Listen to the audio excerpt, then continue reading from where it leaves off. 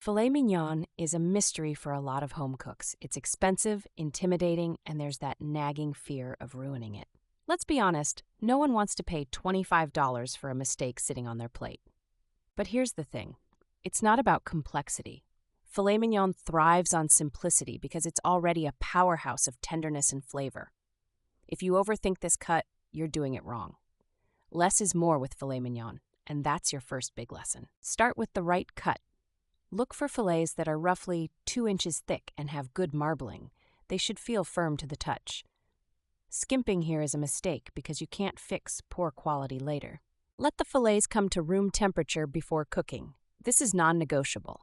A cold steak going into a hot pan equals uneven cooking. I'm talking cold centers while the outside is overcooked. Set them out for at least 30 to 40 minutes. Season aggressively, I mean it. Generously coat both sides of the fillet with kosher salt and cracked black pepper. Forget marinades. They're unnecessary. Filet mignon's natural flavor doesn't need competition. It needs enhancement. Use a heavy-duty pan, like cast iron. Why? Because cast iron heats evenly and delivers a golden, crusty sear. Preheat the pan over medium-high heat for a few minutes. Swirl in a tablespoon of oil, only when the pan is hot enough to shimmer.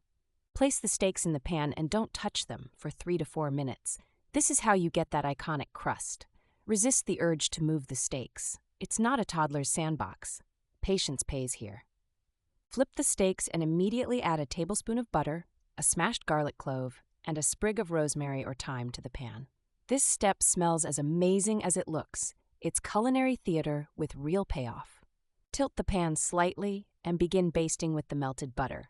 Use a spoon to drizzle the butter over the fillets. This keeps the meat moist while layering on additional flavor.